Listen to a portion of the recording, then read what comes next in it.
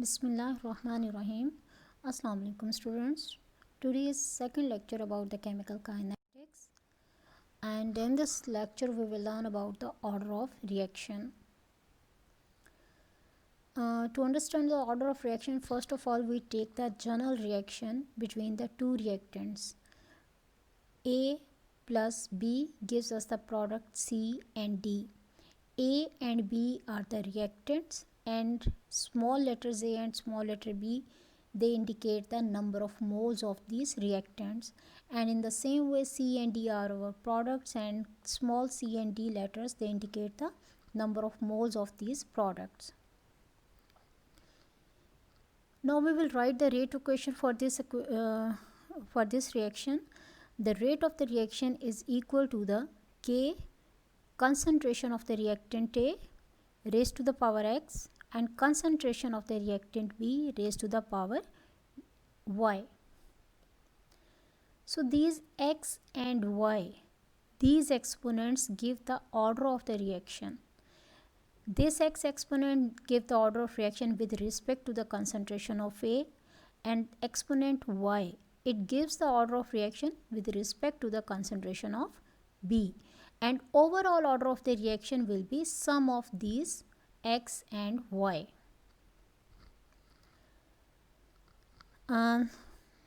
As I have told you, the order of the reaction is given by sum of all the exponents to which the concentration in the rate equation are raised. So the order of the reaction for this reaction will be x plus y. And order of reaction may also be defined as the number of reacting molecules whose concentration alter the result of chemical change, mean the number of the reacting molecules that react together and transform into the product.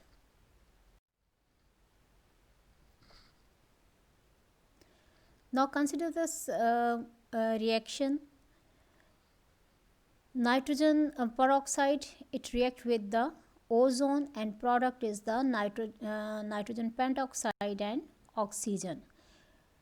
Now the rate of reaction for or the rate equation for this reaction will be K, concentration of the nitrogen dioxide and ozone.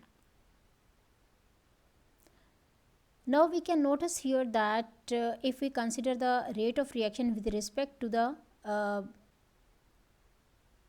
concentration of this nitrogen dioxide, it is raised to the power 1, as well as the rate of reaction with respect to the concentration of this ozone is also raised to the power 1. But when we will take this balanced equation, we see that number of moles of this nitrogen dioxide are 2 and ozone is 1. So the coefficient, total number of the coefficient here are the 3. But when we will take the order of the reaction, it will be 2, as concentration of nitrogen dioxide raised to the power 1 and concentration of ozone raised to the power 1. So overall reaction will be 1 plus 1 equal to the 2. And this expression, rate is equal to K, concentration of the reactants. This expression shows the reaction rate related to the concentration of reactant, and it is called the rate equation or the rate law. So the rate equation, as I have told you, will be equal to the concentration of nitrogen dioxide and concentration of the ozone. And what you have to take the notice of that, order of the reaction is an experimentally determined quantity. We cannot calculate the order of reaction from the balanced chemical equation. It is determined experimentally. So the sum of the exponents in the rate equation may or may not be the same as in the balance equation. As we have seen here, the sum of the exponents are 2, but when we take the number of moles according to the stoichiometric calculation, it will be the 3. So order of reaction is experimentally determined. It cannot be calculated from this balanced equation. And the order of reaction provides the valuable information about the mechanism of the reaction. We can infer the mechanism of the reaction, whether the reaction will take place in 1 step, 2 step, or 3, and so on. So it provides the valuable information about the mechanism of a chemical reaction. So we will learn about the order of the reactions. First one is the order of zero order reaction. And what is the zero order reaction? In this reaction, rate of reaction or rate equation, it is independent of the concentration of reactant. Whatever the concentration of the reactant, whether you increase it or decrease it, the rate of reaction will be independent of the concentration. So keep in mind the 2 points, whether we say that it is a zero order reaction. First, a zero order reaction increasing the concentration of reacting species will not speed up the rate of reaction. As I have told you, it is independent of the concentration of reactant. Whether the reactant is in very large amount or it is in very small amount, the rate of reaction will not depend on the concentration of this. It is independent of the concentration of the reactant. And secondly is the zero order reaction are typically found when a material that is required for the reaction to proceed, such as the surface or the catalyst, saturated by the reactants. Mean if there are small amount of the catalyst is there, it can act as the catalyst and reaction can be started. So catalyzed reactions, they are also the zero order reaction. Here we consider the general example of the decomposition of the ammonia. Ammonia decomposes into the nitrogen and hydrogen, and rate equation shows that the K and the concentration of the ammonia. Here our rate of reaction, it is independent of the concentration of the ammonia. Concentration of ammonia decreases at a steady rate until it reaches the zero. So our rate of reaction is independent on the concentration of this ammonia. This reaction will continue whether the concentration of this ammonia in very small amount or in very large amount. Second is the combination of the hydrogen and chlorine and the presence of the sunlight is also the zero order reaction. So zero order reaction, the rate of reaction is independent on the concentration of reactant. And the reaction catalyzed by the enzymes, they are also the zero order reactions. As I have told you here that zero order reactions, if they are catalyzed by some material, some substance, they are also the zero order because these reactions do not depend on concentration of the reactant. Now what is the first order reaction? Consider the general example of this nitrogen pentoxide. It decomposes into the nitrogen tetroxide and oxygen. Now the rate equation for this reaction will be K, then concentration of this nitrogen pentoxide. As you can see here, the number of moles of this nitrogen pentoxide are 2, but rate this concentration of nitrogen pentoxide raised to the power 1. This shows that it is an experimentally determined value. We cannot infer the rate order of reaction from this balanced equation. Second example is the decomposition of the ammonium nitrate producing the nitrogen and water, and rate of reaction is equal to the concentration of the ammonium nitrate, again raised to the power 1. So the rate of reaction depends on the concentration of only this species, only one reactant. So we will say that it is the first order reaction.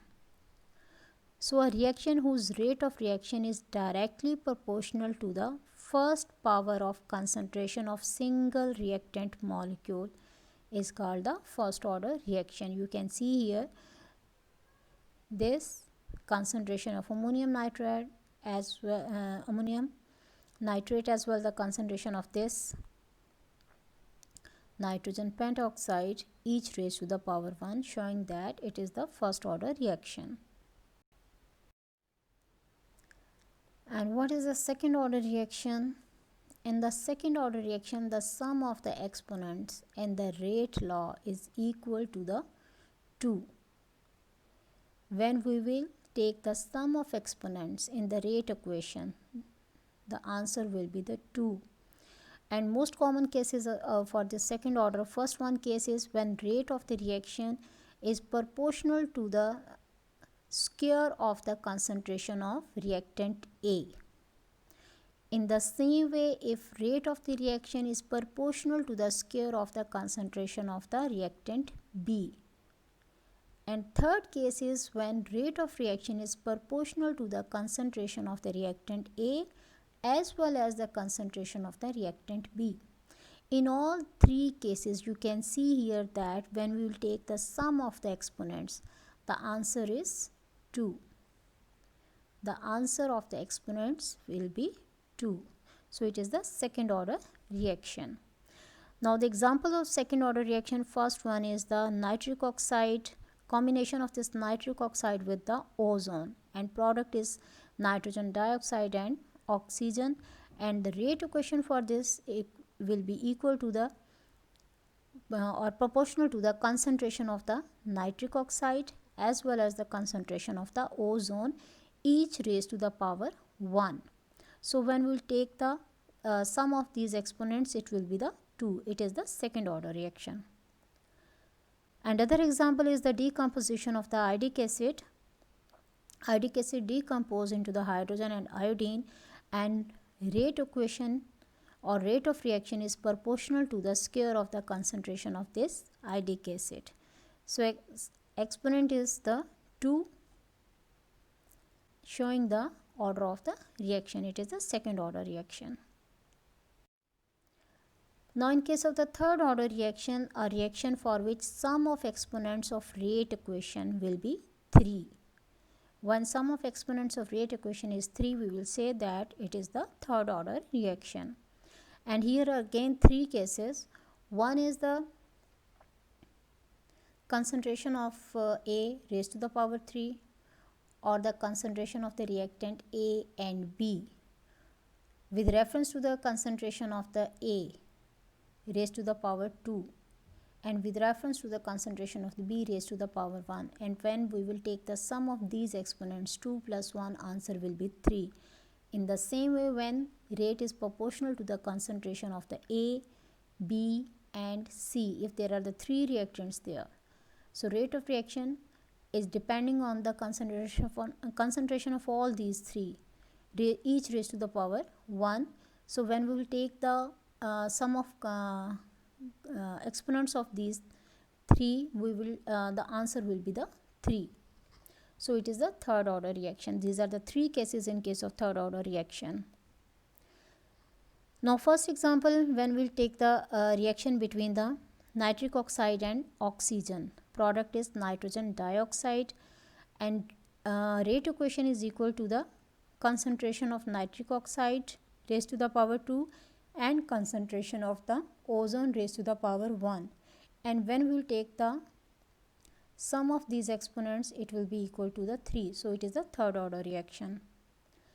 In the same way, the reaction between the ferric chloride and potassium iodide, when we will take the rate equation for this, we see that rate of reaction is proportional to the concentration of ferric chloride and concentration of the potassium iodide raised to the power 2. So again the exponents will be equal to the 3. So it is the third order reaction. Now it is the experimentally determined value. If we take from this balanced equation, we see that there are the 2 moles of ferric chloride and 6 moles of the potassium iodide, and their sum will be the total of the 8 moles. But our order of reaction is the 3. This shows that this rate of reaction, this reaction is proportional to the square of the concentration of this potassium iodide and to the concentration of ferric chloride, and total sum of these exponent is the 3. So it is the third order reaction. We calculate it experimentally. We cannot calculate it from the balanced equation. It is not necessary that all the time our rate of reaction will be in whole number. It may be in the form of the fractional. So it is called the fractional order reaction when the sum of exponents of the rate equation is in the fraction. Example of this is the combination of the hydrogen and bromine. The product is the hydrogen bromide. So rate of reaction is proportional to the concentration of this hydrogen raised to the power 1 and concentration of the bromine raised to the power half. And when we will sum up the exponents of this 1 plus 1 over 2, we get the answer 1.5. That is in the form of fraction. So it is the fractional order reaction. Second example is the reaction of the chloroform with the chlorine and product is the carbon tetrachloride and hydrogen chloride. Now the rate equation for this is rate of reaction is proportional to the concentration of chloroform raised to the power 1 and concentration of the chlorine raised to the power half. Again the order of reaction will be 1.5, that is in the form of the fraction. Now what is this pseudo first order reaction? Here you can see the example of the reaction between this tertiary butyl bromide and it reacts with the water and product is the tertiary alcohol. So rate of reaction is proportional to the concentration of this tertiary butyl bromide. From this we can see that rate of the reaction depend only on the concentration of one reactant, but along with this water is also present, but here the water is acting as the solvent. So it is in excess amount and its concentration almost remain constant. When a substance is in the form of the solvent in a chemical reaction, it is acting as the solvent in the chemical reaction, its concentration remain the constant and it will not take part in the rate determining step. So we will say that it is the pseudo first order reaction. The presence of this solvent is necessary for the reaction to take place. Without this the reaction cannot take place, but actually it is not participating in rate determining step. That is why we will say that it is the first order reaction. It depends only on the concentration of this tertiary butyl bromide.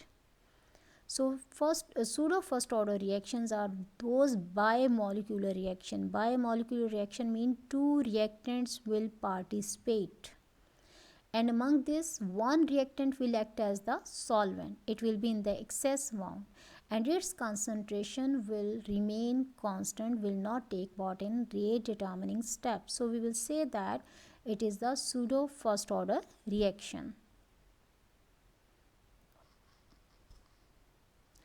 So rate of reaction remain effectively independent of the concentration of water because water is acting as the solvent.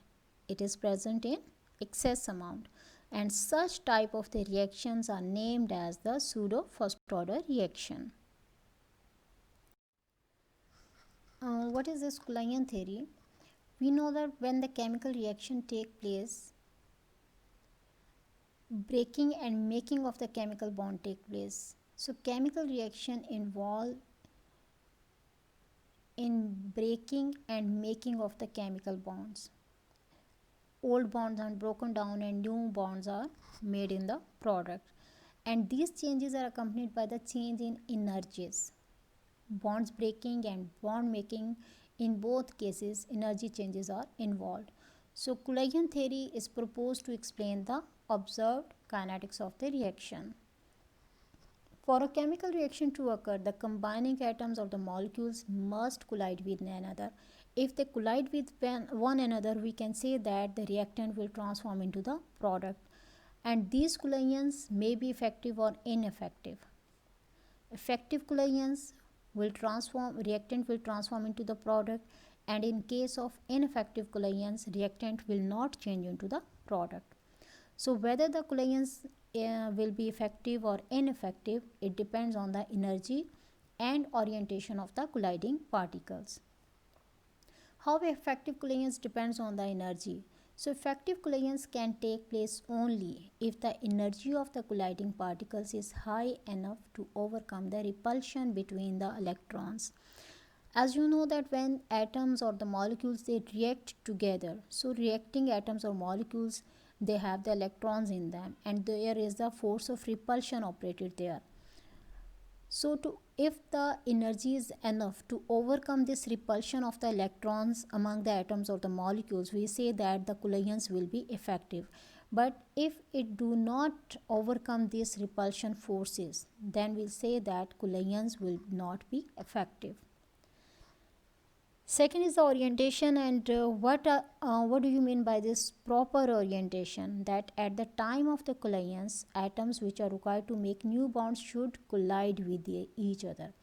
If they collide properly, we will say that they are in proper orientation. But if they not collide properly, they will not transform into the product. And what is this activation energy? Activation energy is the minimum amount of energy in addition to the average kinetic energy. You know that atoms or molecules which have to react together, they have the average kinetic energy. So along with this average kinetic energy, another amount of energy is also needed there. And if the particle possess this for the effective collision, we say that it is the activation energy. So minimum amount of energy in addition to the average kinetic energy to make the collisions effective is called the activation energy. The rate of reaction depends on the energy of activation. If energy of activation is greater, lesser will be the rate of reaction. Actually, this energy of activation energy is the energy barrier that must the molecule possess this. If they have the enough energy to overcome this energy barrier, then they will transform into the product. So if these molecules have, along with the kinetic energy, they have this amount of energy for the effective collision, they will transform into the product. So rate of reaction depends on this energy of activation. Greater the energy of activation, less will be the rate of reaction. Only a small fraction of molecule possess enough energy to react because activation energy is high enough to overcome this energy barrier. And if activation energy is small, we will say that large number of molecules can possess the effective collisions because there is small energy is needed to overcome this energy barrier. So collisions will be effective and rate of reaction will be higher. What is this transition state? Now consider the reaction between two molecules A and B. Two molecules A2 and B2, they react together, and if these molecules will have energy equal to or more than the activation energy, if these molecules possess the activation energy, then what will happen upon the collision? The bonds between A and A will be broken down and bond between A and B will be formed. Here you can see clearly in this picture that A2 and B2 they are reacting together, and here an activated complex is formed. Bond between A and A, they are going to break. Bond between B and B, it is going to break. But bond between A and B, it is new bonds are formed here. A and B, new bonds are formed here. So if after the formation of this activated complex, if these atoms they possess the energy of the activation, then they will transform into the product. If their collisions are effective among the A and B to overcome the energy barrier, they will change into the product. So this activated complex is an unstable combination of all the atoms involved in the reaction for which energy is maximum. It is unstable because energy of this activated complex is maximum. So it is unstable and short-lived and decompose into the product. It is the transient existence. That is why it is called the transition state.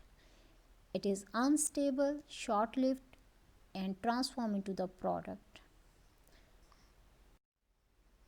Now, what is the relationship between this Coulombian theory, transition state, and activation energy? I have told you that if the collisions are effective among the colliding molecules, what happens? The ineffective collisions, colliding molecules come close to each other.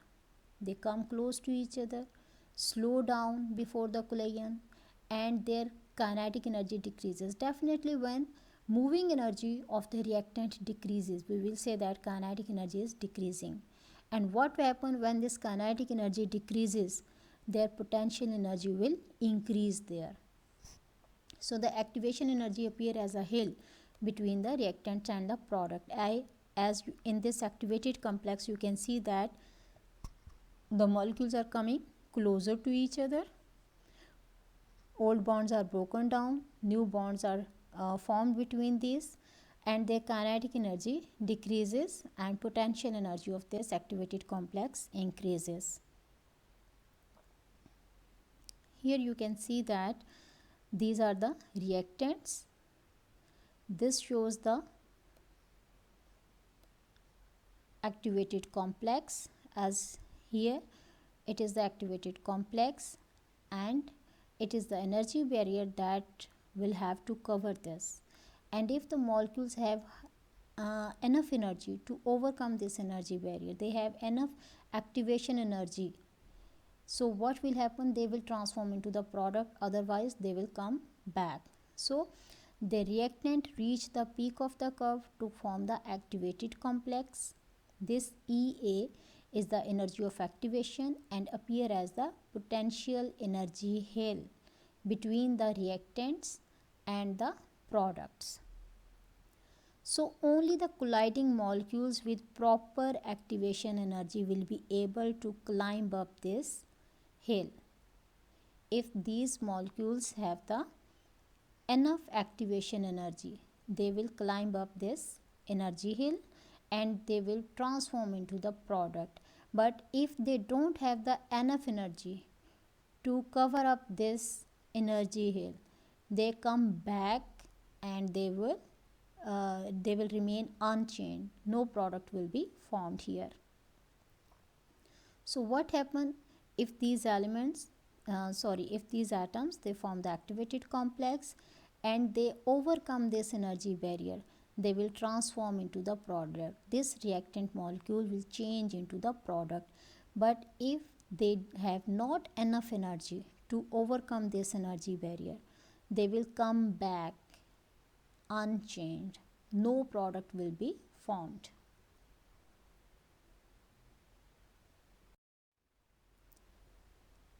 Potential energy diagram and heat of the reaction, they are interrelated here. The heat of reaction is actually the difference of the energies of the reactants and products.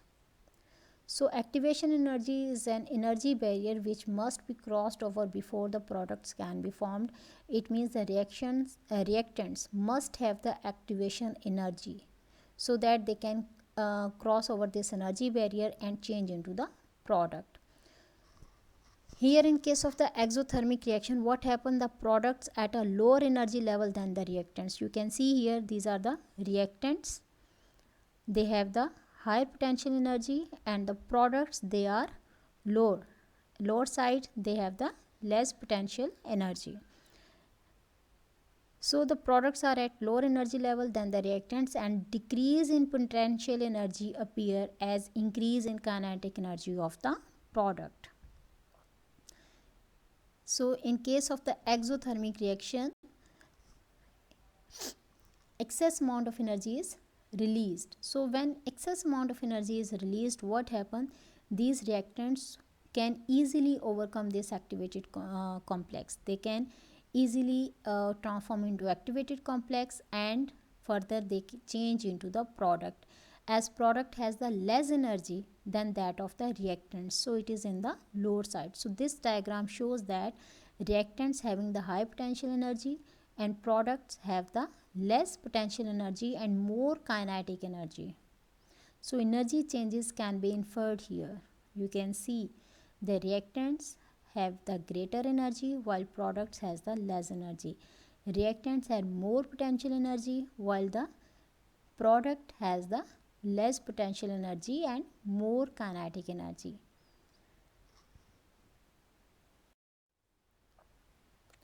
And what happens in case of the endothermic reaction? We can see the product are at higher energy level than the reactant. Here you can see the energy difference.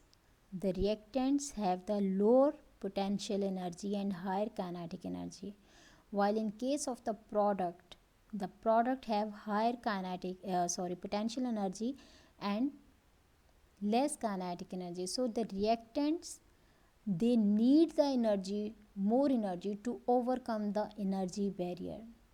So they need to transform into the product. They have to overcome this energy barrier, and they need more energy to transform into the product.